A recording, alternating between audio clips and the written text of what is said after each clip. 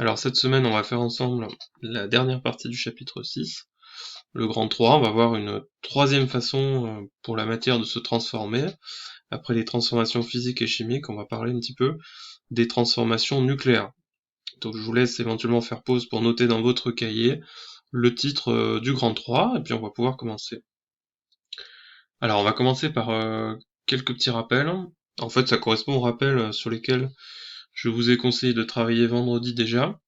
Le premier rappel, c'est que on a vu que le noyau d'un atome, il se symbolisait avec une notation particulière, qu'on a déjà vu ensemble cette année, que vous avez vu en troisième aussi. Cette notation, elle fait intervenir le symbole de l'élément chimique, c'est-à-dire le symbole de l'atome en fait, hein, comme C pour le carbone, H pour l'hydrogène, et puis on écrit, vous vous rappelez, à gauche du symbole, deux nombres. Alors un qui s'appelle le nombre de masse, qu'on note grand A, qui correspond au nombre de protons et de neutrons additionnés. On peut appeler ça aussi le nombre de nucléons.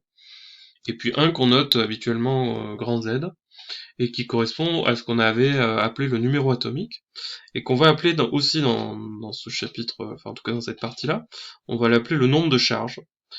Ça correspond habituellement au nombre de protons, puisque vous vous rappelez peut-être que dans le noyau, les particules chargées, ce sont les protons. Les neutrons, eux, n'ont pas de charge. Voilà, petit rappel aussi, on a vu que deux noyaux, que ce soit des noyaux d'atomes ou des noyaux d'ions, on dit qu'ils sont isotopes s'ils ont le même nombre de protons, mais s'ils ont un nombre de neutrons différent.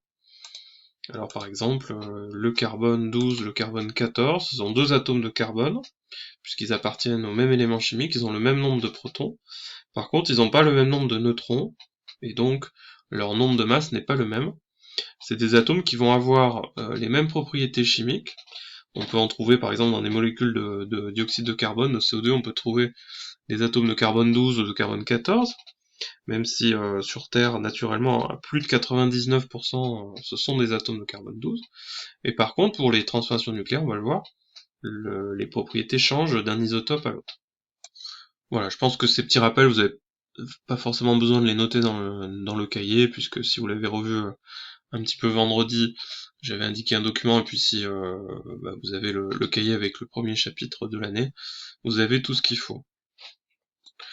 Alors, je vais faire un petit historique de la découverte de ces transformations nucléaires. Ce petit historique, vous n'avez pas forcément besoin de l'écrire non plus dans le cahier, puisque c'est une espèce d'introduction pour voir un petit peu comment on a découvert ça. Et je vous indiquerai ce qu'il faut par contre écrire juste après, qu'il faudra essayer de retenir. Alors les transformations nucléaires, c'est une histoire qui est assez récente, puisqu'on va voir que c'est un phénomène qui est complètement naturel, mais on a mis beaucoup de temps à le découvrir, puisque il est assez discret au final. Vous vous rappelez, on avait dit que les transformations chimiques, on avait commencé à les étudier, à les comprendre réellement à la fin du XVIIIe siècle, au début du XIXe, avec Lavoisier notamment. Les transformations nucléaires, ça démarre à la fin du XIXe siècle. Une des premières dates importantes, c'est 1896, avec un Français qui s'appelle Henri Becquerel.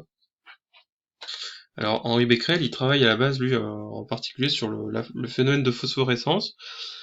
La phosphorescence, c'est le phénomène que vous connaissez, parce que vous avez peut-être tous chez vous un objet, par exemple des petites étoiles que vous aviez collées au plafond dans votre chambre quand vous étiez petit, et qui, quand on les éclaire au soleil, deviennent lumineuses après dans le noir pendant quelques minutes, voire quelques heures.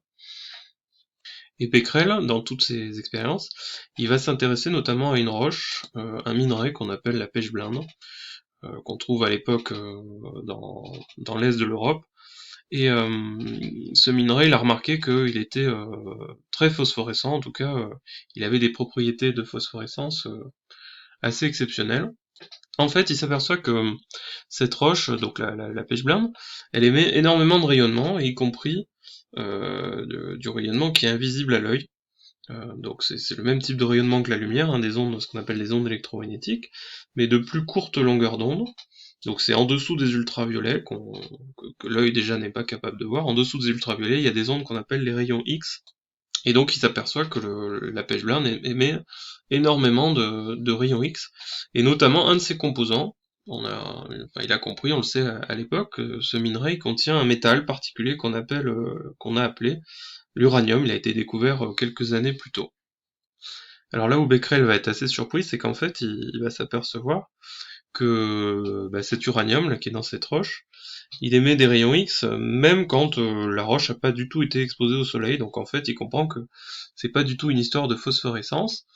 Il va s'en apercevoir puisqu'il va laisser par hasard un morceau de cette roche enfermé dans un tiroir complètement obscur, proche d'une plaque photographique qui est sensible aux rayons X, et il va s'apercevoir que quelques mois plus tard, la plaque, elle a été impressionnée, comme on dit, par l'uranium, par les rayons X, et donc il comprend que ça n'a rien à voir avec l'éclairage du soleil. Il comprend que il découvre que les roches contenant de l'uranium, elles émettent des rayonnements, notamment des rayons X, en continu, sans avoir besoin d'apport d'énergie.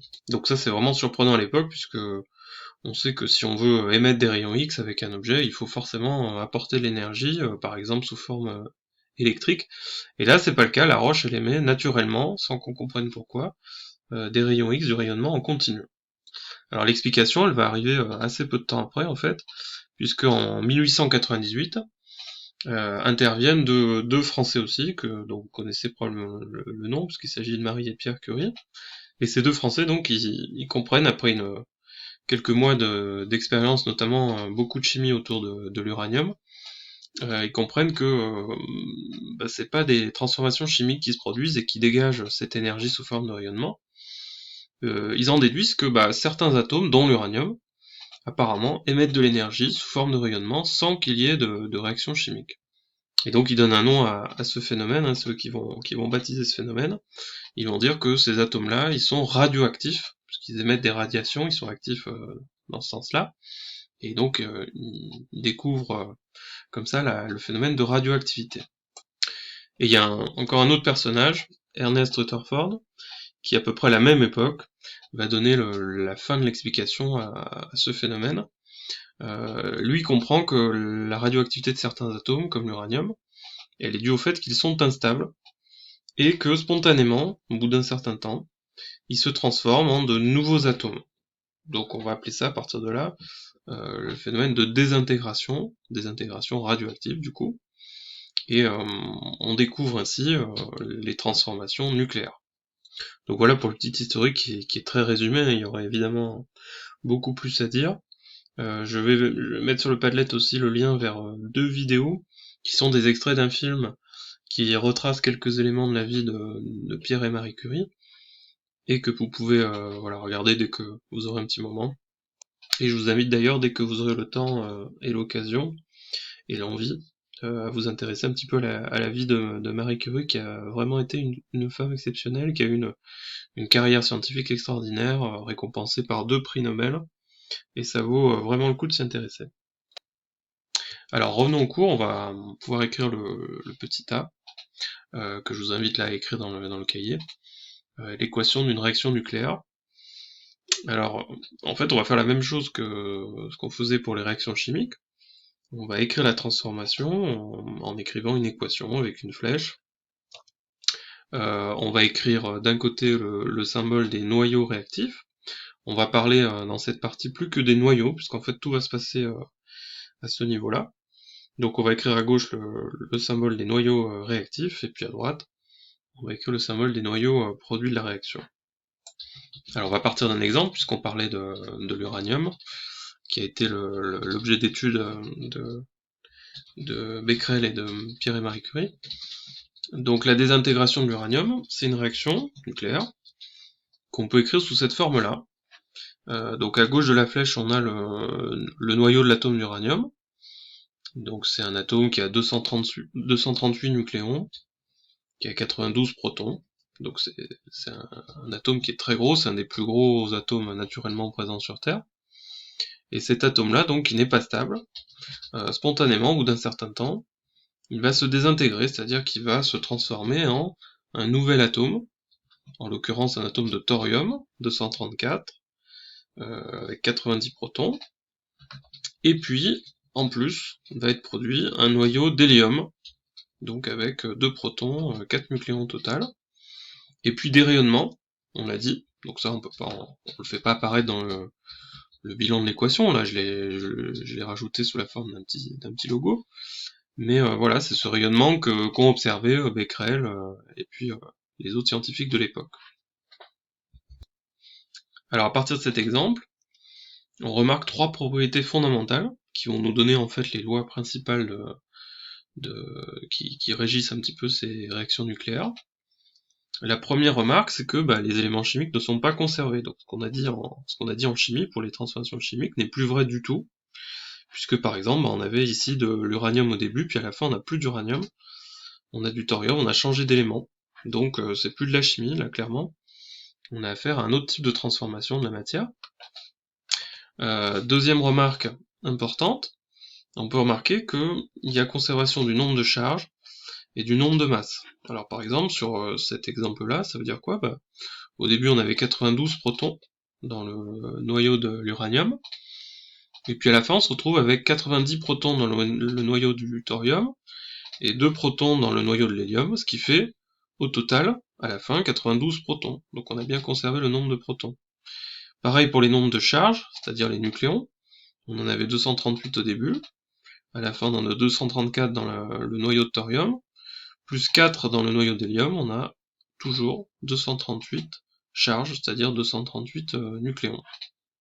Donc ça, c'est ce qu'on appelle la loi de Soddy. C'est une loi de conservation importante qui est valable pour toutes les réactions nucléaires. Et puis dernière remarque, qui sera aussi valable pour toutes les réactions nucléaires, il y a une libération d'énergie. C'est toujours des transformations qui sont exothermiques. Elle peut se faire de différentes manières, cette libération d'énergie. Généralement, c'est sous forme de rayonnement invisible type rayon gamma, rayon X. Ça peut être parfois des rayonnements visibles, quand on a notamment avec le radium, qui est un élément extrêmement radioactif. On peut avoir des petits échantillons qui émettent une espèce de lumière un peu faiblarde en continu. Et on fabriquait notamment les aiguilles de montre à une époque avec de la peinture au radium, pour que la nuit on puisse tout le temps les voir. Alors le danger de ces réactions nucléaires, notamment des désintégrations radioactives, je l'ai pas encore dit, mais c'est précisément ces rayonnements qui sont émis par les transformations, donc les rayons X, les rayons gamma.